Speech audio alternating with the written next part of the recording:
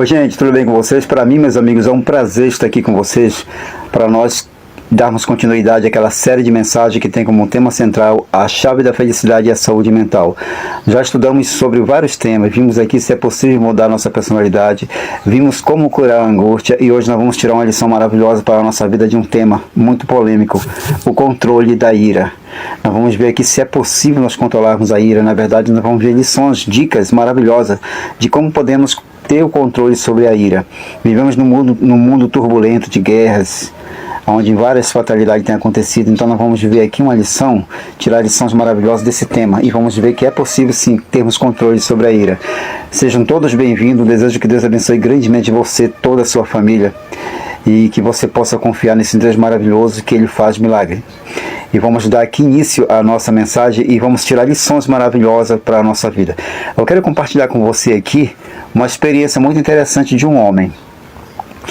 Conta-se que aos 80 anos de idade, Aaron Burr, ele estava lendo um livro, onde chegou em sua leitura a uma cena na qual o protagonista ali no livro, havendo caçado uma mosca, ele se dirige à janela da sua casa, ele abre e deixa que a mosca vá embora.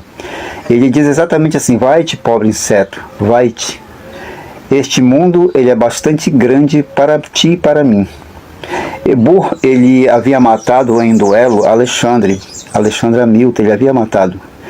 Ele reflexionou naquele momento: se eu em minha juventude houvesse lido mais este livro, eu haveria sabido que o mundo era bastante grande para Milton e para mim.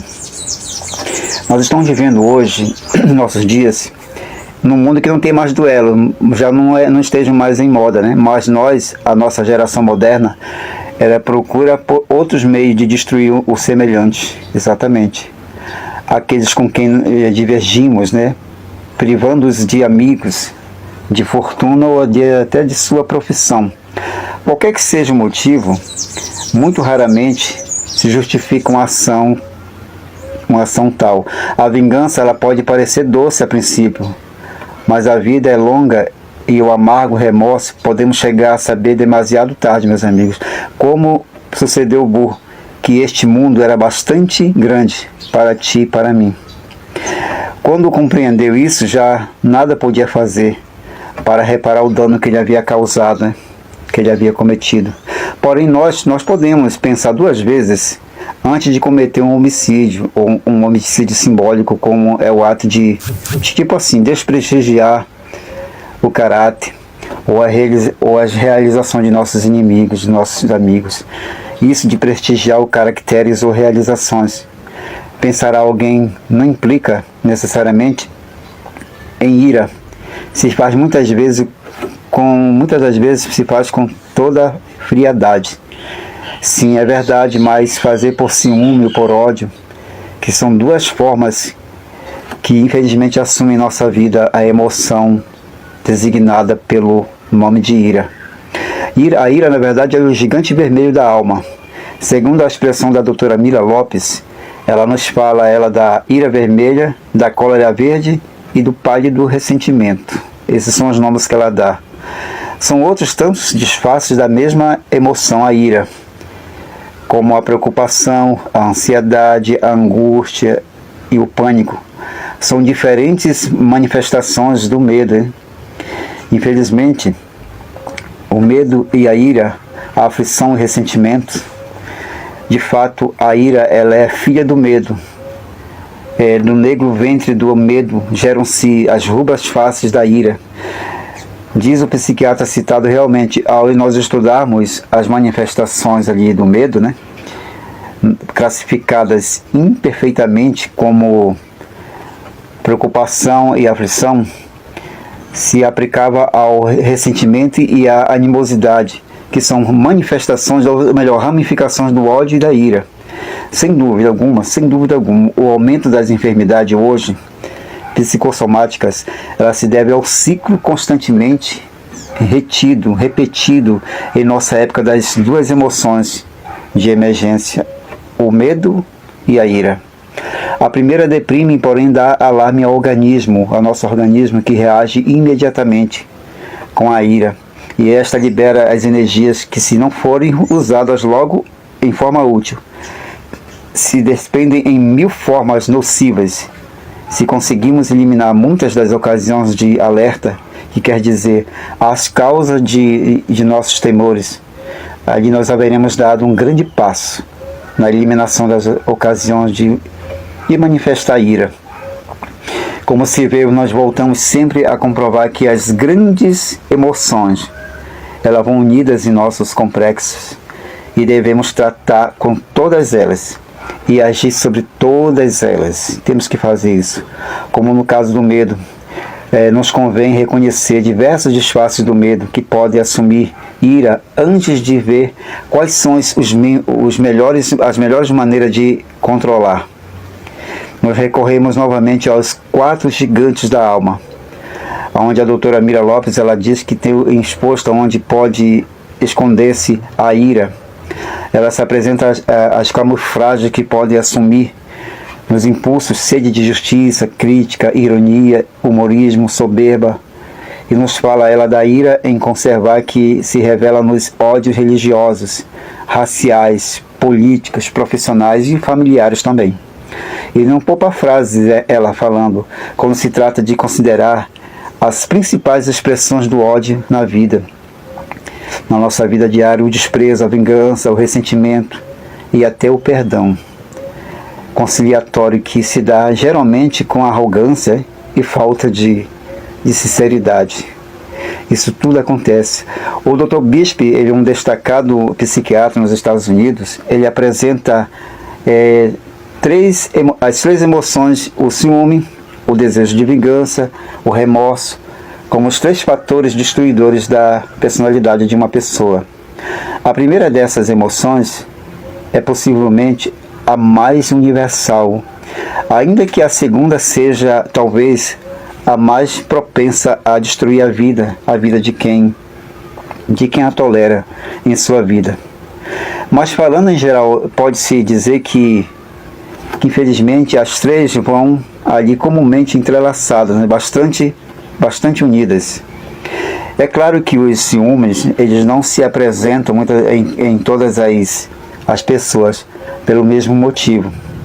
Mas todos, porém, devem pôr-se com certeza em guarda contra eles mesmos, as pessoas que asseguram não ter ciúme. Nunca senti ciúme, nunca, tem gente que diz, mas tem que admitir que tem. Certo homem disse uma vez em roda de amigos, depois de ele jantar, que ele era capaz de apostar que nada do que se pudesse ensaiar poderia suscitar inveja na sua esposa, com a qual ele estava já casado havia 20 anos. E, em verdade, aqui a senhora W, diz o psiquiatra, que era uma das mulheres mais equilibradas, confiantes e alegres que ele conhecia. Ela era amiga de um psiquiatra. Qual não foi a surpresa do amigo do psiquiatra quando ele recebeu um dia, um ano mais tarde, um ano depois, em seu consultório, exatamente aquela mulher, a visita daquela senhora, a esposa do homem a que nós estamos se referindo aqui, que não tinha nenhum problema de nervos. Ela disse: doutor, venho consultá-la a propósito de meus filhos. Falou ela. O que se passa? O psicólogo perguntou. Sofrem dos nervos? Estudam demais? Ela disse: não, doutor, nada disso. Foi a resposta que ela disse. Depois ela afirmou: vim consultar aqui o senhor hoje a respeito de mim mesma. Então ela contou a história. E aquela boa senhora, ela contou que ela havia colocado os filhos, meus amigos, num colégio muito caro. Num colégio demasiado, muito caro mesmo para os recursos da família.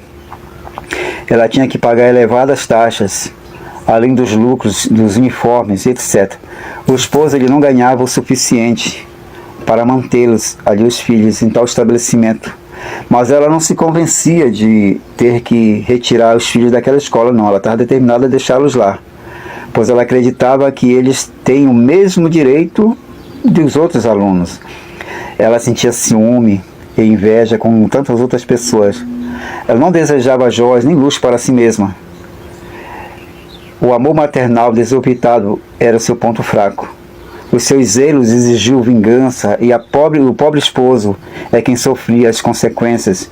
Os filhos ficaram na escola luxuosa. A mãe exigia que o esposo aumentasse com as outras atividades a renda da família. E essa senhora, ela se foi enchendo de um espírito de amargura, de crítica, ali o lar, antes que era feliz, fosse desintegrando. Os zelos e a vingança arruinaram a vida de toda aquela família. E continua, né, o seu esposo, que sempre havia sofrido de uma afecção crônica benigna, ele morreu subitamente em seu escritório 10 meses depois. E 10 meses depois que a filha lhe colou grau. Mas a tragédia, ela não terminou aí com isso. Aquela senhora, depois dela ceder aos ciúmes e ao desejo de vingança, ela foi vítima do remorso e compreendeu o mal que havia feito. Foi presa de pesar. Ela lamentava dia e noite, dizendo: foi culpa minha, eu matei o meu marido. Ela ficou com os nervos abalados, teve de ser internada numa instituição especializada ali, onde se achava ainda 5 anos atrás.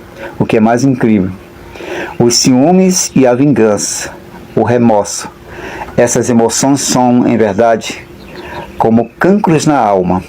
Elas difundem-se, elas produzem-se umas às outras e consomem ali e destrói o homem, né? E acham-se entre as forças mais destruidoras que o homem e a mulher, ou então até mesmo a criança, têm de combater para viver em paz nesse mundo, em paz consigo mesmos e com os demais.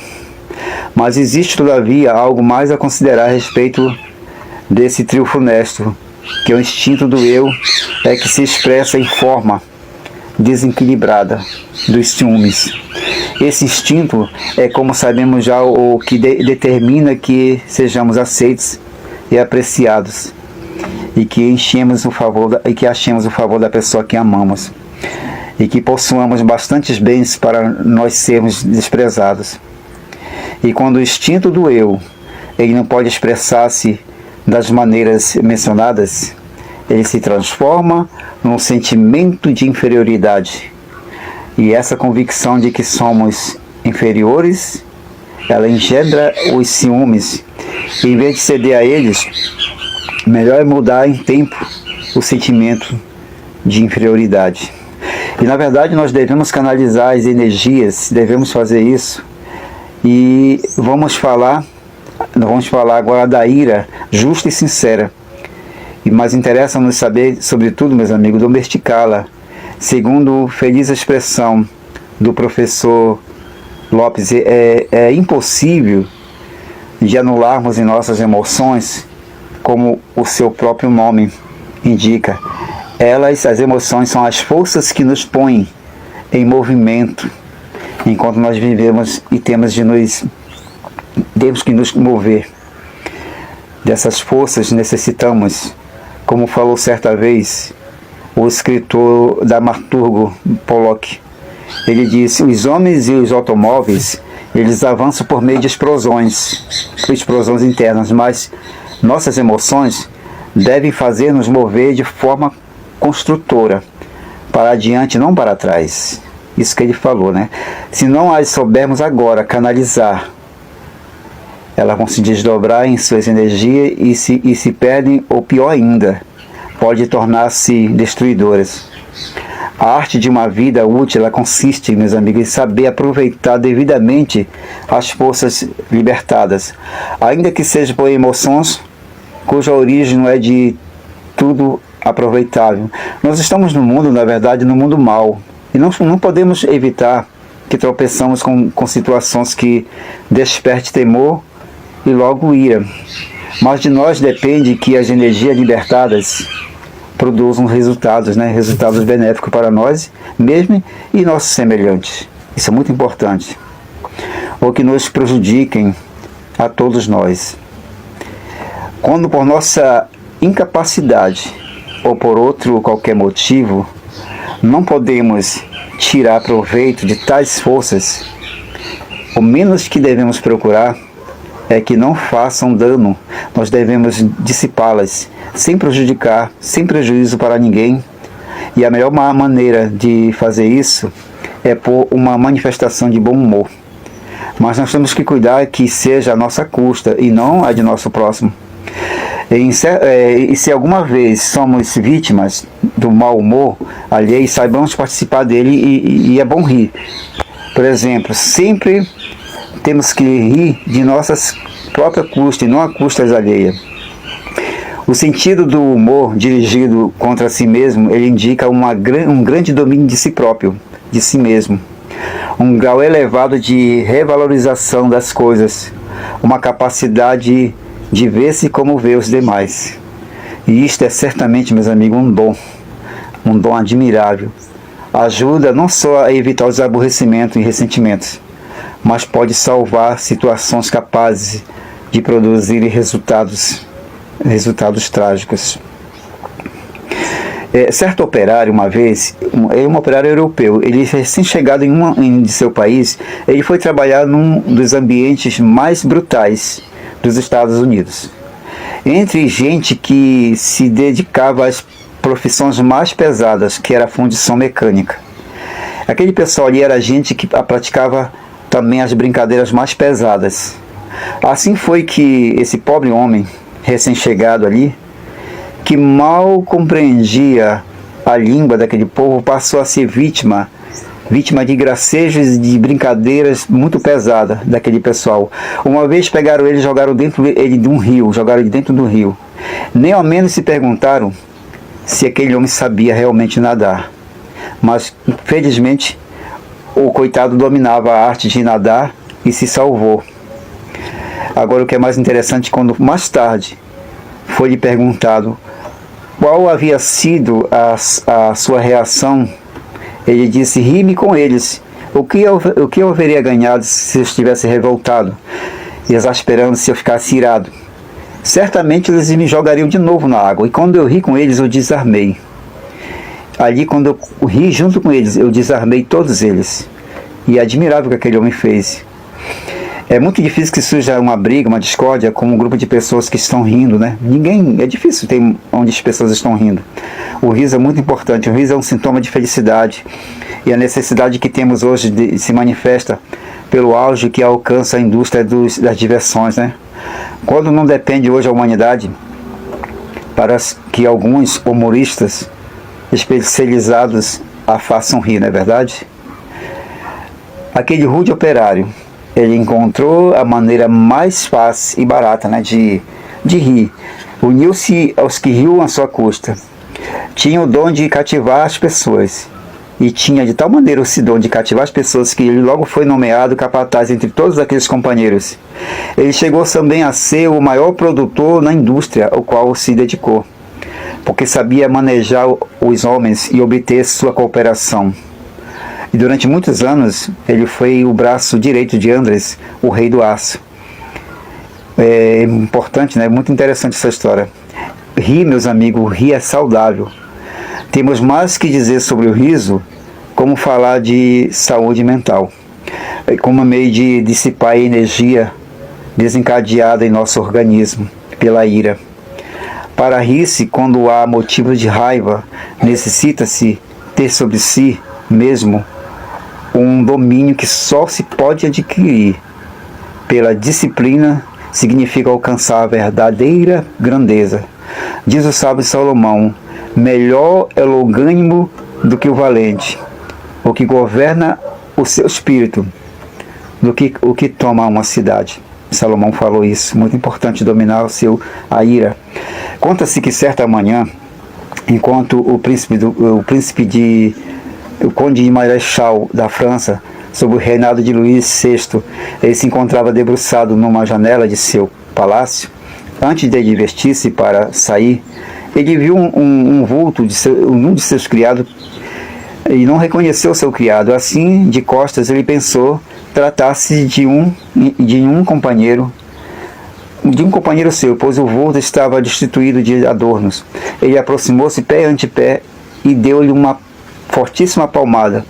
O marechal, que havia comandado os exércitos da França naquele momento ali, em mais de uma vitória celebre, apesar de sua relativa pouca idade, ele se virou rápido e o criado então percebeu, aterrorizado, o erro que ele havia cometido. Como naquele tempo os senhores eles tinham todo o poder e direitos de vida e morte sobre os seus servos, pôde imaginar aqui o terror que se apoderou daquele servo, daquele criado. Ele caiu de joelhos e quase desmaiando, ele disse: perdão, Senhor, perdão, eu pensei que fosse José. E naquele momento ali, o marechal, que sem dúvida estava enraivecido, estava irado, dominou-se seu gênio, dominou a sua ira. Instantaneamente ele se virou e disse, realmente, ele começou a rir diante do terror do seu servo. Ele disse para aquele homem: ô homem, mesmo que fosse José, não precisarias dar uma palmada tão forte. Foi essa a reação do marechal. E é interessante que a gargalhada sã, a gargalhada sadia, sempre é uma válvula de escape da energia que, reprimida, poderia prejudicar-nos, mesmo no caso de ser provocada pela percepção visual de uma pessoa ali que cai ao pisar numa casca de banana. Geralmente a nossa reação ali é rir. Pode ser a manifestação de um prazer cruel, pode ser uma maneira de descarregar a energia libertada em nós pela emoção. Para enfrentar a emergência, passamos por um susto e descontentamento, porque o acidente poderia nos atingir, e ao darmos conta de que não há perigo, nem para nós, nem para a pessoa que caiu ali, a cena aquela cena nos provoca riso. E se nós enganarmos, mas se nós percebemos que a pessoa que caiu se lastimou e começou a sentir dor, o nosso riso se transforma numa preocupação para ajudar aquela pessoa, apesar de nós pormos logo a socorrer aquela pessoa que caiu. A nossa reação diante da situação de perigo e outra que não apresenta perigo é a expressão de uma emoção agradável, cujo automatismo comprovamos quando ouvimos os risos espontâneos que mencionamos já da criança, né? A criança que se joga ao colo quando cai depois que foi jogada para cima pelo seu pai. E nós temos que evitar também, meus amigos, certos equívocos. É muito importante evitar, sem dúvida. Não devemos desenvolver o complexo do riso a tal ponto de nos dominar em todas as situações e nos fazer assumir constantemente uma máscara sorridente e exibir em todas as ocasiões um riso idiota. Não. Não cabe dúvida de que, se queremos ser apreciados como amigos e companheiros, como pais e irmãos no lar, nós teremos muito mais êxito nisso se nos acostumarmos ali a buscar, né? Muito importante, a buscar o lado alegre das coisas e sorrir sinceramente e não reprimir o riso. São rir e o mundo rirá contigo. É isso às vezes, e é verdade. Também se pode dizer, meus amigos, ser melancólico e pessimista e todos se afastarão de ti. Isso também é uma realidade. Basta, porém, né, com esta maneira sensata e útil de controlar o gigante vermelho que é a ira. Nós vamos ver algumas outras formas de canalizar a energia que se origina em nós. Sabemos já que de nada vale que alguém nos diga, ou digamos a nós mesmos: não te encolarize, não fique irado, se não tenha ira, quando notamos que a emoção da ira já está em nós. É porque já se há produzido. O que nos interessa é saber o que vamos fazer com a ira, não é verdade? Que se apresenta em primeiro lugar. Agora convém que saibamos evitar os modos ineficazes de manejar a ira.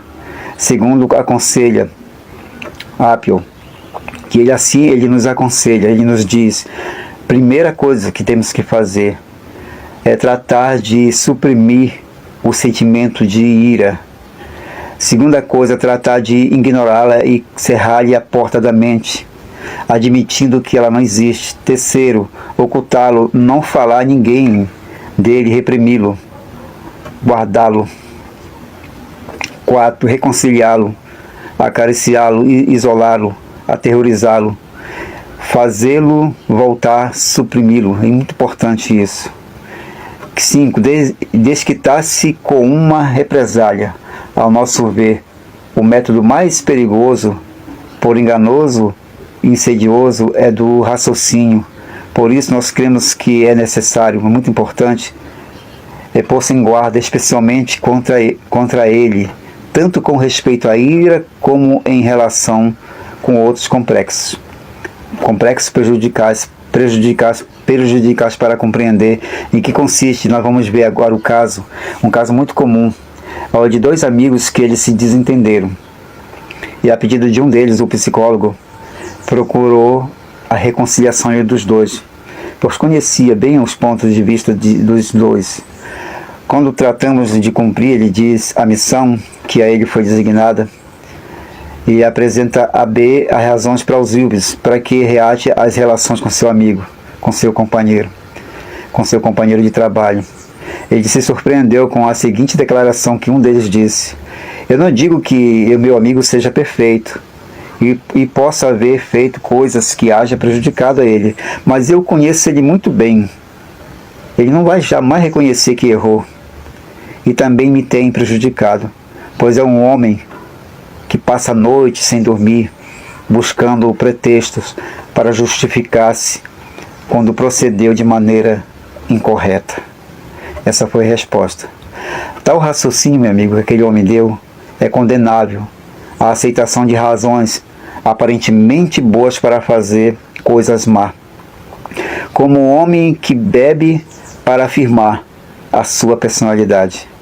De acordo com a definição do Dr. Sade, segundo o doutor, o mesmo autor, muito cedo na vida, os pais devem assinalar aos jovens que o raciocínio é disfarce mental, um intento de justificar-nos e que a miúde nos leva a erros. Por exemplo, podemos relatar um conto tantas vezes que chegamos até a crer que realmente ele é verdade. Isso pode acontecer. E pode-se raciocinar acerca de todas as manifestações da ira, a crueldade, os ciúmes e o desejo de vingança, o ódio, o desprezo, o ressentimento. Todo o argumento que a mente apresenta para justificar algo que a consciência condena deve ser examinado objetivamente, com sincera serenidade, sem emoções sempre deve a pessoa perguntar que motivos pode ter o inconsciente para insistir em tal argumento. Nós não temos que nos esquecer de que a ira, em todas as suas manifestações, é sempre mal conselheira, na verdade. Alguns métodos úteis, eficazes, nós vamos ver agora, ao lado dos medos ineficazes da maneira a ira, e os autores que temos citado, ele tem em seu livro uma lista de modos eficazes. São os seguintes: primeiro, aceitar sua presença, aceitar a presença do medo, encará-lo como algo que se deve enfrentar. Segundo, o domínio, o exercício da ação, temos que agir. E terceiro, fazer algo com a ira, temos que fazer algo com a nossa ira. Naturalmente, porém, são muitas as coisas que se pode fazer. Por exemplo, pode se tratar de compreender a ira, a sua causa, a sua magnitude, contra quem se dirige, se é adequada, que outros motivos pode ter além dos aparentes. Quer dizer, fazer todo um trabalho de juízo a respeito da ira. Isso é muito importante. Não se pode dizer que a ira seja sempre má. Há momentos em que se justifica a santa indignação. Em mais de uma ocasião, ali, o próprio Jesus ele deixou transparecer sua ira.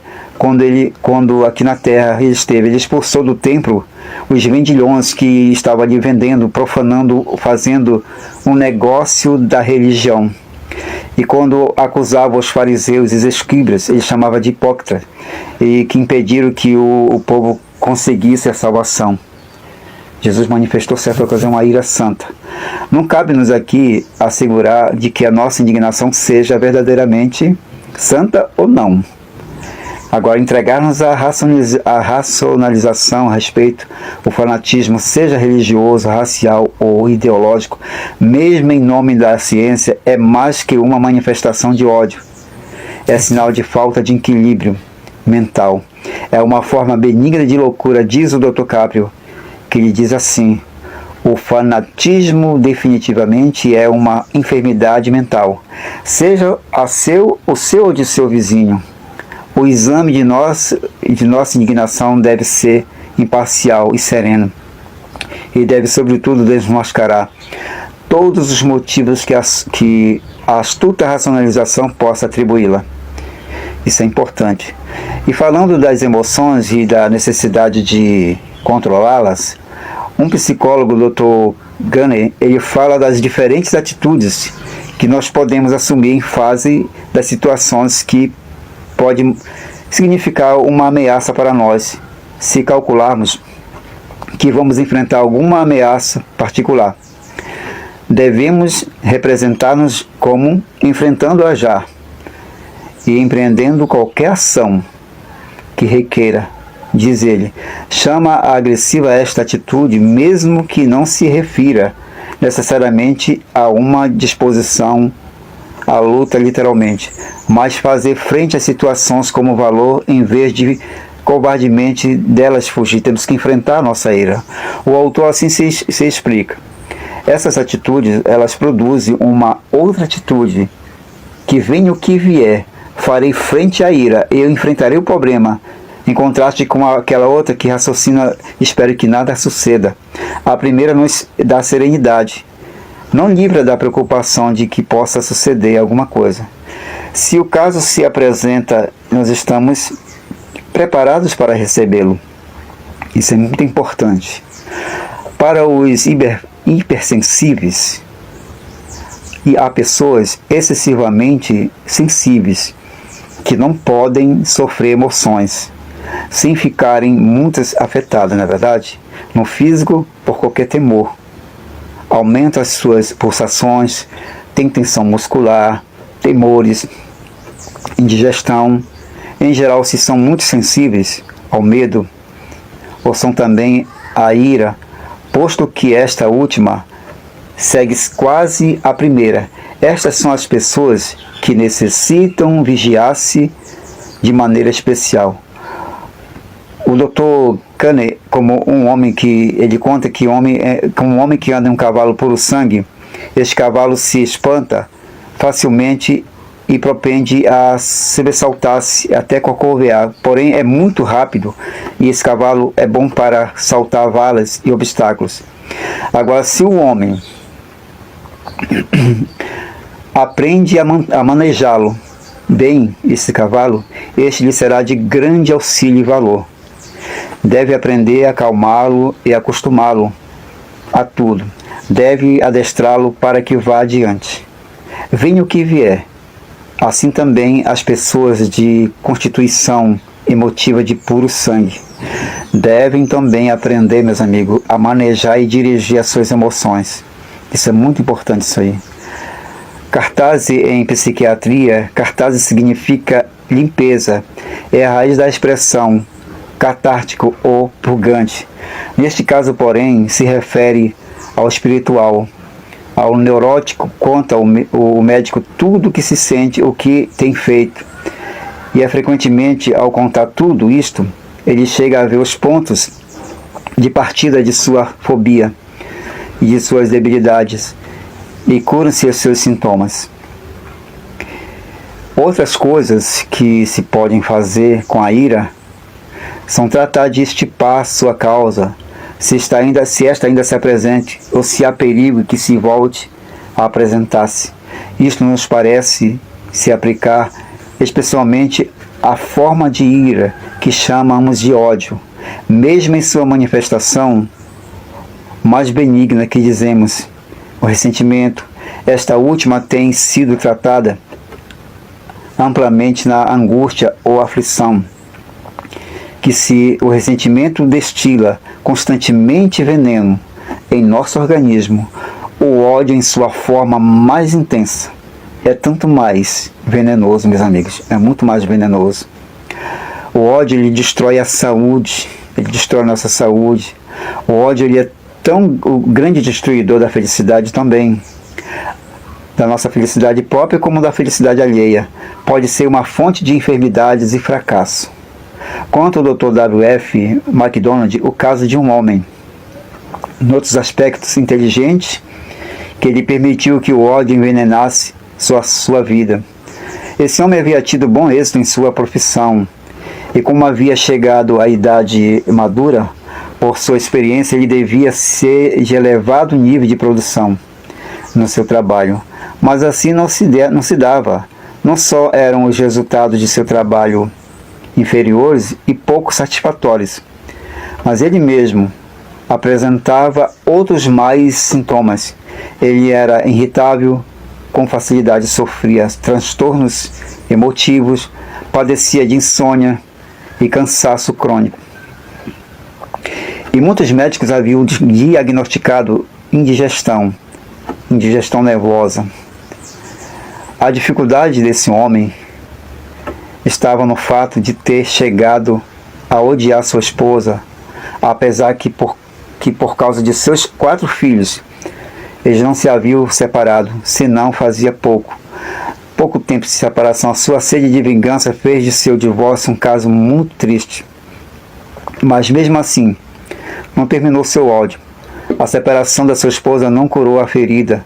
Continuou ele alimentando seu ódio, com lembranças dos danos que havia sofrido, e com expressões de rancor em palavras de atos. Isso havia chegado a ser o motivo primordial de sua vida, e seu mal-estar era o resultado.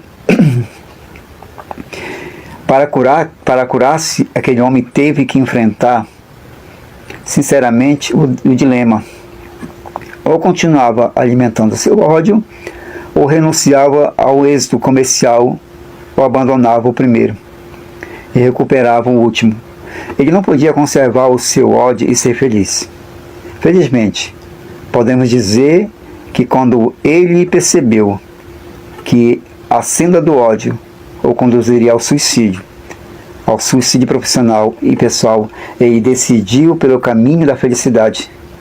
Foi isso que ele fez. E encontramos, às vezes, pessoas que parecem desfrutar de seus ódios. Um caso tal menciona o Dr. Gurner ao falar de um número de relativamente baixo dos anciões amargurados. Aí trata-se do célebre poeta Malherbe, a quem em sua velhice perguntaram uma vez como podia brigar tão acerbalmente com os parentes como fazia e pleitear com eles por uma herança. O poeta respondeu: e com quem queres que eu brigues? Com os turcos? Não tenho nada que dividir com eles. E foi essa resposta que ele deu. Se a pessoa em questão queria dar a entender que achava satisfação nas quarelas, e é permissível por, sem dúvida, a sua sinceridade, pois todos sabemos que não há satisfação no ódio, não existe satisfação no ódio nem na ira. Agora, entretanto, é frequente nós encontrarmos em todas as camadas sociais, mesmo entre as famílias, esses ódios profundos, não é verdade? Que estorvam o caminho da felicidade, que o nosso Criador quer fazer chegar a todos os corações algumas simples regras que o Dr. MacDonald dá aos que desejam livrar-se de tais cargas da alma, da ira e do ódio. Para livrar-se do ódio, é muito importante, primeiro, recorde claramente a natureza destruidora do seu ódio, a saúde mental e física. Segundo, não recorde sempre as palavras, pessoas, objetos e situações relacionadas com seu ódio. Terceiro, não pense em abandonar o seu ódio por força própria, por força de vontade. Não é fácil. Não faria senão concentrar sua atenção nele. 4. Controle seus momentos específicos de ódio e substitua eles com pensamentos e mensagens agradáveis. 5. O ódio, meus amigos, é a miúde o fruto da ignorância e obscurece a visão. Procure ilustrar-se acerca do objeto de seu ódio. E 6. Se não pode fazer isto nem acerca de sequer do tema, evite como evitaria um alimento que lhe provoca alergia. 7. O ódio é resultado de algum mau trato recebido. Evite recordá-lo. Não fique pensando nas coisas passadas. 8. Evite falar a outros de seu ódio. Evite, sobretudo, agir de acordo com o seu ódio. Isso é muito importante. 9. pratique a tolerância. Não se pode esperar que todas as pessoas e ideias sejam igualmente boas. Todos não podem ter só boas qualidades, mas não busquemos somente as má qualidades, que as tenham, vejamos também as boas qualidades. E 10. Recorde que a boa saúde mental, ela requer controle dos ódios e ressentimentos. Isso é muito importante. Em seu livro Os Caminhos do Amor, Marden, ele tem um capítulo muito bom, intitulado Contra o Rancor. Nele, ele relata que, em certa ocasião, um comerciante, dos que dizem que o mundo não é demasiado amplo para eles, ele cometeu um erro com um de seus subalternos, a quem, depois de não cumprir o que estipulara em contrato particular, o despediu brutalmente de sua casa. Passados alguns anos, o despedido, havendo estabelecido-se o seu próprio negócio, ele viu-se em pleno sucesso, enquanto que seu antigo patrão se viu reduzida à miséria. Apelou então para que ele, a quem o havia desprezado, porém, para que desse emprego. Ele também desprezou também ele, da mesma forma como ele havia feito com ele no passado. Ele pagou o mal com o mal. O indivíduo que durante anos viera alimentando o ódio e a vingança, gozou nesse momento agora de vingança. Um momento bom para ele naquele momento. O malfeitor que sempre o mantivera como inimigo, não lhe deu ali atenção, a mão de auxílio, e despediu brutalmente, como anos atrás ele o despedira. Havia satisfeito assim a sua vingança, mal com mal, dado a plena expressão ao seu rancor. Mas a história não termina. Olha só o que aconteceu. Entretanto, com isto, aquele implacável homem, havia devolvido mal por mal. Tendo a ocasião de pagar o mal com o bem, ele não tardou em ver a sua saúde se abalando mais e mais, a ponto de torná-lo completamente inútil para os seus negócios. E não só cria que esta seja uma história inventada por Marden. A psicologia moderna, ela nos diz que os sentimentos de culpabilidade que a consciência grava no inconsciente podem criar complexo de remorso capazes de não só de arruinar a paz de nosso espírito, mas de fazer-nos cometer atos prejudiciais aos nossos interesses e caráter de castigo involuntário. Incrível isso aqui, gente. Mas não, eu quero dizer para vocês que não só os atos de ira, violência ou de acermismo, rancor, são os que podem impedir que desfrutemos a felicidade. Há muita verdade na declaração. A vingança e o preconceito, a animosidade, o rancor e o desejo de represália são todos da família da malevolência, meus amigos. Envenenam o sangue e conturbam a felicidade do que cede a tão sinistros sentimentos. E eu quero dizer para vocês que a felicidade plena só pode gozar aquele que aprende a substituir, sinceramente, o ódio pelo amor, e pode repetir de todo o coração a petição que o nosso Senhor Jesus Cristo nos ensinou no Pai Nosso: perdoa-nos as nossas dívidas, assim como nós perdoamos aos nossos devedores. Enquanto a energia que o trato diário com a vida desperta às vezes em forma de indignação justificada, se sublimá-las, é muito bom saber sublimar as energias, e é muito bom fazer isso. É muito importante nós reprimirmos a ira de nosso coração. E eu quero dizer para vocês que é muito importante nós sabermos dominar-nos em situações. Hoje vivemos num mundo turbulento de ira, de rancor, de ódio. E aqui nós aprendemos lições maravilhosas. Nós vimos aqui como controlar a ira, o controle da ira num mundo tão cruel, de tantas coisas acontecendo. Eu quero te dizer que Deus pode nos capacitar para isso. E eu peço a você que volte depois deste vídeo e venha analisando ponto por ponto, que você vai encontrar lições maravilhosas aqui que pode te ajudar e me ajudar a nós como seres humanos falhos a encontrarmos o controle da ira, porque nós somos seres humanos. Mas Jesus, ele nos deu exemplo, né? Ele foi um homem humilde, ele foi esbofeteado, ele foi humilhado, mas ele venceu a ira. Meu querido amigo, minha querida amiga, que possamos tirar lições maravilhosas dessa lição hoje do controle da ira, e que seja de grande benefício para você na tua vida. E desejo que Deus abençoe mais uma vez a sua família, a tua vida e toda a tua família. Que Deus te conceda muitas bênçãos, é o meu sincero desejo. Até o nosso próximo encontro, é o que eu desejo. Um grande abraço, fique todos com Deus. Amém. Tchau, tchau.